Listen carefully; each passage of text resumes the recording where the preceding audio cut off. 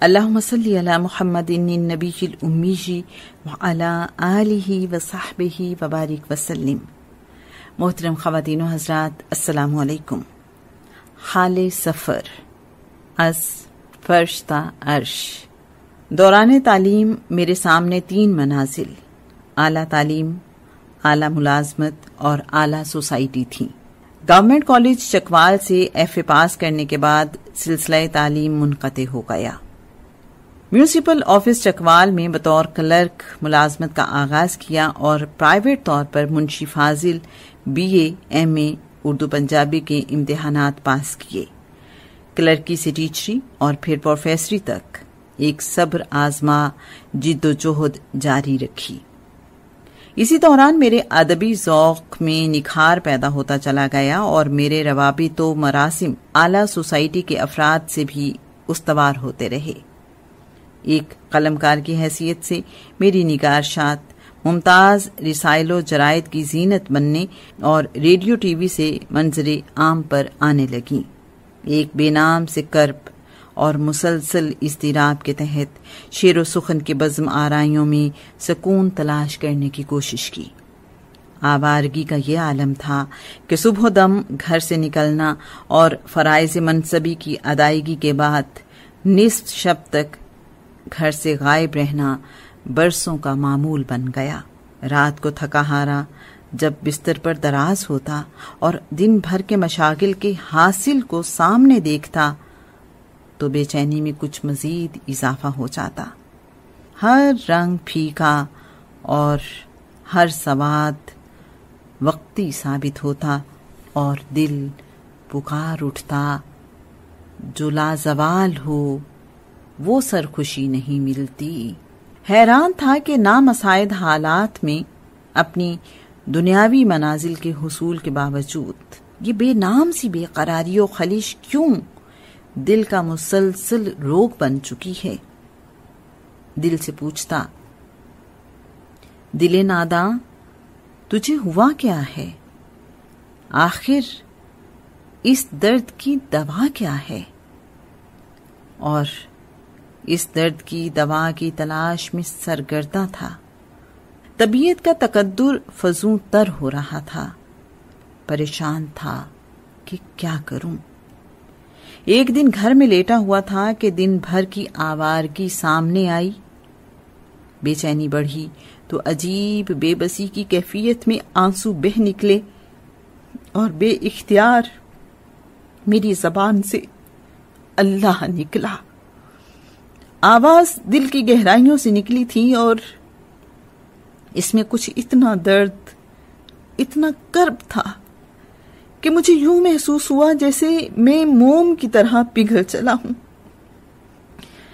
انہی دنوں درود شریف ورد زبان رہنے لگا اور نماز میں سکون ملنے لگا۔ اس کا اثر یہ ہوا کہ قرب الہی کی راہ پر چلنے کی طلب دل میں شدت سے جاگ اٹھی اور پھر میرے اللہ نے اس بندہ آسی کے دل میں اپنی محبت پیدا کر دی، ایک عجیب سی کسک بخش دی۔ اس محبوب حقیقی کو کہاں ڈھونڈوں، اس تک کیسے پہنچوں؟ زمین پر تو اس کی ذاتی تجلیات کا مظہر کعبہ ہے، شاید وہاں پہنچ کر درد کا درما ملے۔ یارو کیسا منظر ہوگا، باغ جو کعبے سے لپٹے گا۔ اور پھر حرف تمنا، ایک پکار ایک دعا میں ڈھل گیا۔ توں عرشی تے میں آ فرشی، اڈاں اڈ نہ سکاں، نیویاں تھاواں اتے کھلتا، تھلیوں بٹ بٹ تکاں، لہو دے اندروں ہملا مکھیاں، اکھیوں تھک گئی لو، میں تے اچا ہو نہیں سکتا، تو ہی نیواں ہو۔ عرش و فرش کے مالک نے یہ فریاد سنی تو فرش سے عرش تک پہنچانے والے ایک مرد کامل کے قدموں میں پہنچا دیا، ایک وسیلہ بنا دیا۔ برادر بزرگ قاضی غلام علی صاحب سے حضرت مولانا اللہ یار خان رحمۃ اللہ علیہ کے منارے میں حلقہ ذکر کا تذکرہ کئی بار سنا تھا۔ ایک دن پاک ہوٹل چکوال میں بیٹھا تھا کہ اچانک وہی کسک پھر عود کر آئی۔ اچانک دل میں خیال آیا کہ مینارہ چلنا چاہیے، شاید گوہر مقصود حاصل ہو جائے۔ باہر نگاہ پڑی تو ایوان بس سروس کی سرگودھا جانے والی لاری ہوٹل کے سامنے آ کر رکی، لپک کر اس میں بیٹھ گیا۔ یہ 29 جولائی 1975 کا واقعہ ہے۔ اور پھر منارہ پہنچا۔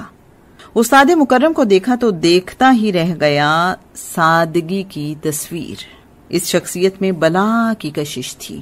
سادہ سی چارپائی پر سادہ سا بستر لگا ہوا تھا اور آپ سادہ لباس میں ملبوس ساتھیوں میں نیچے دری پر بیٹھے ہوئے تھے۔ مصنوعی وضاقتہ اور سج دھج نام کو بھی نہ تھی۔ کسی نے کوئی مسئلہ پوچھا، ٹھیٹھ پنجابی میں اس کی وضاحت کرتے ہوئے جب مفسرین و محدثین کے حوالے دیتے ہوئے مختلف نکات کی وضاحت فرمائی تو یوں محسوس ہوا جیسے بحر العلوم معجزن ہو۔ اتنے میں مسجد سے اذان کی آواز گونجی۔ سب لوگ مسجد کی طرف لپکے۔ نماز کے بعد ایک صاحب اٹھے اور گویا ہوئے، اب ذکر ہوگا۔ کچھ نئے احباب نظر آ رہے ہیں، وہ ذکر کا طریقہ سمجھ لیں۔ مجھے یوں محسوس ہوا جیسے روئے سخن میری طرف ہو۔ موصوف نے لطائف کے مقامات کی نشاندہی کی اور جب ذکر کے دوران لطائف کے نام گنوائے جانے لگے تو میرے ذہن میں حضرت سلطان باہو رحمۃ اللہ علیہ کا ایک بیت گونجنے لگا۔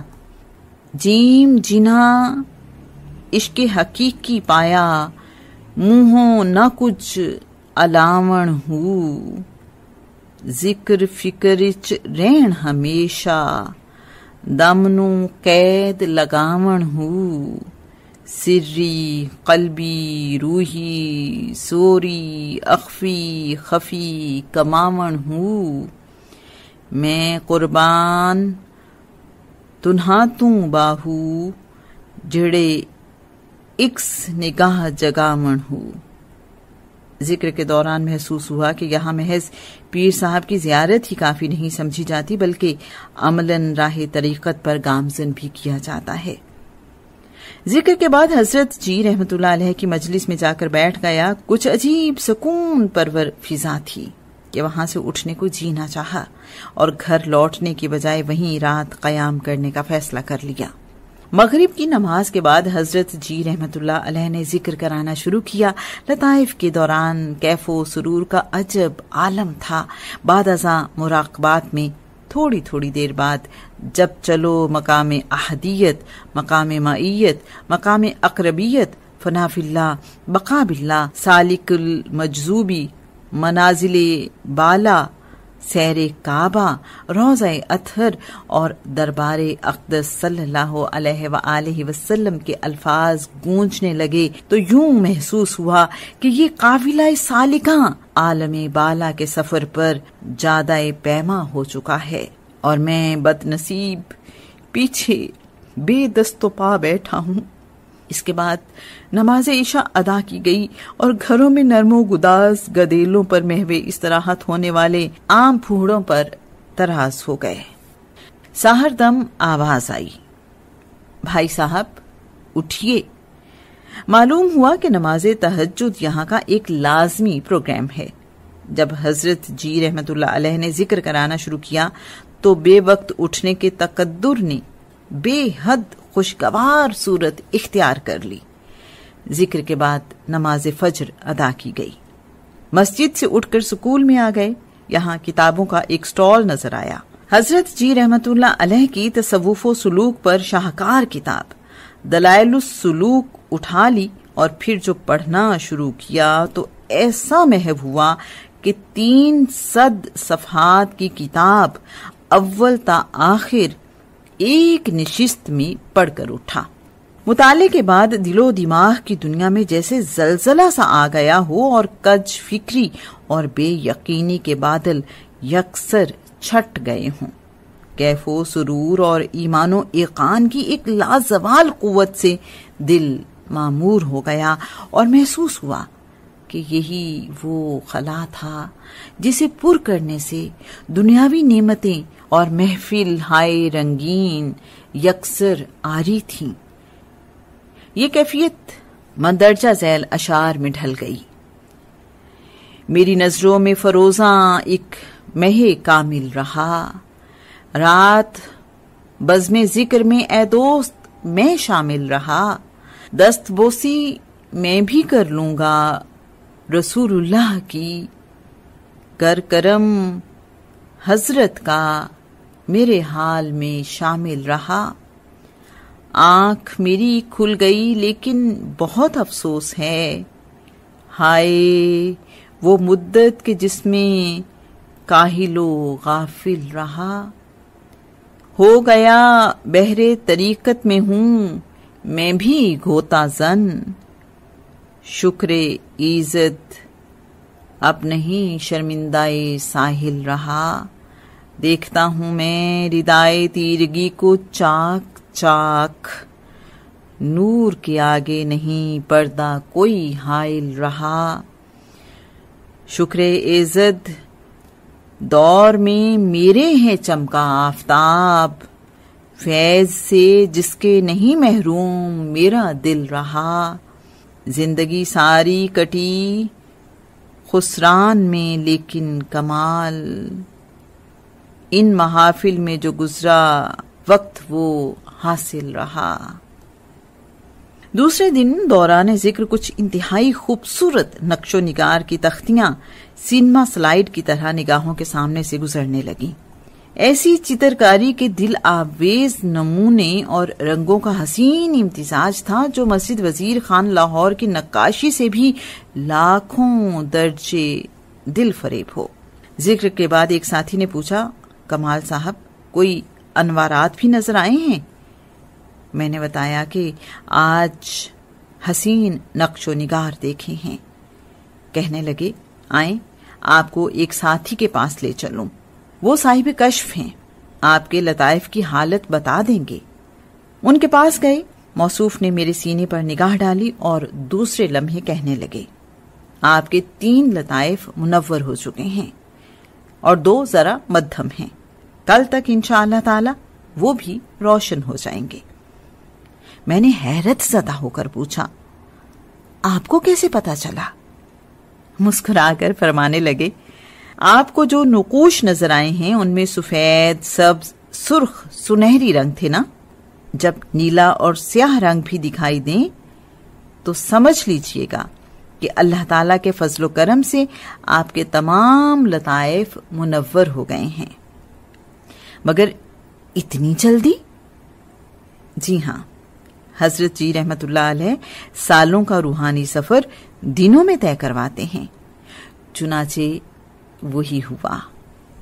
دوسرے دن ان نقوش میں نیلے اور کالے رنگوں کا بھی اضافہ ہو گیا.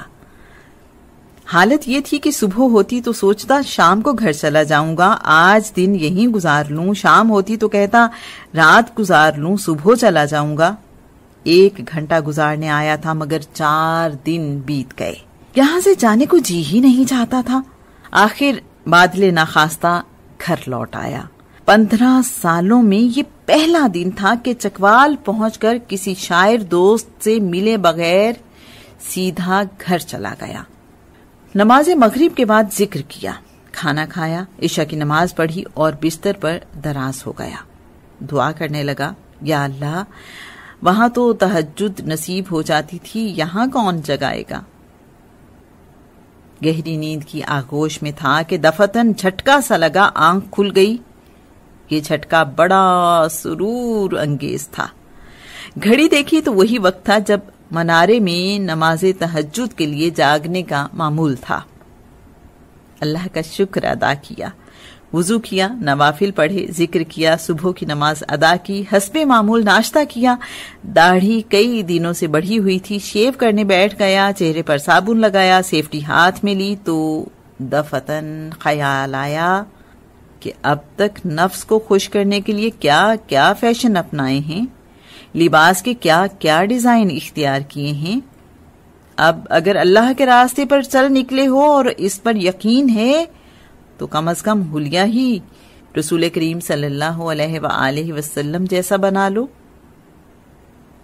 خیال آتے ہی ہاتھ رک گیا، سیفٹی کا رخ بدل گیا جس نے چہرے کو خط سے مزین کر دیا۔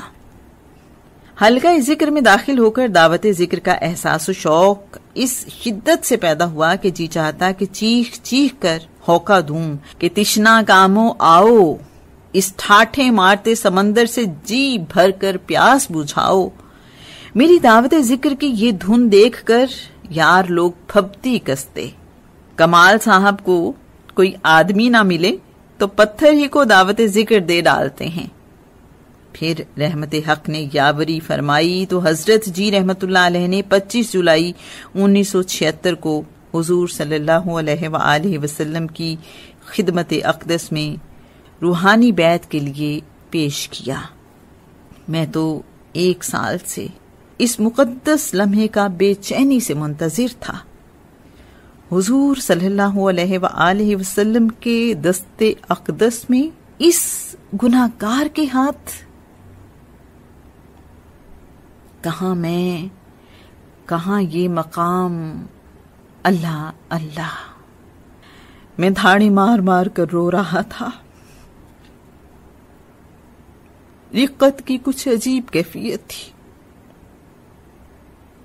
میں اپنی تمام تر کوشش کے باوصف اس کیفیت کو الفاظ کا جامہ پہنانے سے قاصر ہوں۔ شیخ المکرم کے فیضان نظر کی کچھ عجیب اور نرالی شان تھی، تاثیر تھی، کیفیت تھی۔ تشنا کامانے حق جوق در جوق آتے رہے اور سیراب ہو کر جاتے رہے۔ جو بھی آیا ظرف و استعداد کے مطابق بامراد ہو گیا اور ہر کسی پر اللہ اور رسول صلی اللہ علیہ وآلہ وسلم کا رنگ چڑھا دیا۔ ان کے فیض نگاہ نے نہ جانے کتنے سنگ ریزوں کو رشک لالو گوہر بنا دیا، کتنے اپاہجوں کو وہ بالوں پر عطا کیے کہ ہفتے افلاک اور عرش عظیم ان کی روحوں کی جولان گاہ بن کر رہ گئے۔ کتنے ناکاروں کو روحانی طور پر حضور صلی اللہ علیہ وآلہ وسلم کے دربار اقدس میں باریابی کے بے مثال شرف سے سرفراز فرمایا۔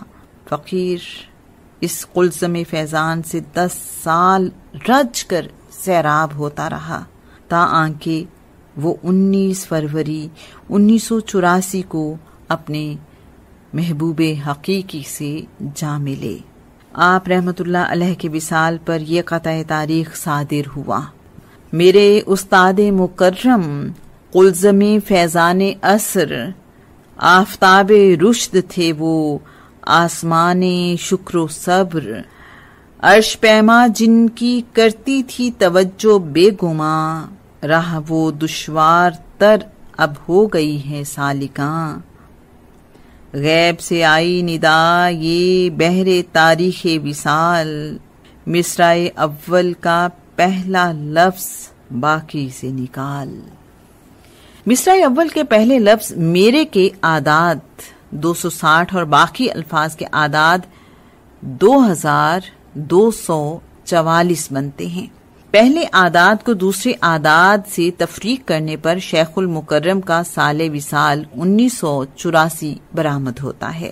تصوف و سلوک، اصلاح نفس، تزکیہ باطن یا الفاظ دیگر تعمیر سیرت کا نام ہے اور تعمیر سیرت کی عمارت کا اساسی پتھر ہستی باری تعالی پر ایمان و ایقان ہے۔ ہاں، وہ ذات باری تعالی کہ ایک مخفی خزانہ تھی، اس نے چاہا کہ پہچانا جائے، اس ارادے کی تکمیل میں کائنات وجود پذیر ہوئی اور بے کراں اور لا انتہا کائنات کے اس کرۂ زمین کو گونا گو مخلوقات سے آباد اور حضرت انسان کو اشرف المخلوقات کا درجہ دے کر ان سب کو اس کی خدمت کے لیے اس کے زیر نگیں کر دیا گیا اور غایت تخلیق انسانی محض عبادت الہی قرار دی گئی۔ سورہ الذاریات میں اللہ فرماتا ہے، اور ہم نے جن اور انسان کو پیدا ہی عبادت کے لیے کیا ہے۔ یہ آیت اسی حقیقت کا اعلان ہے۔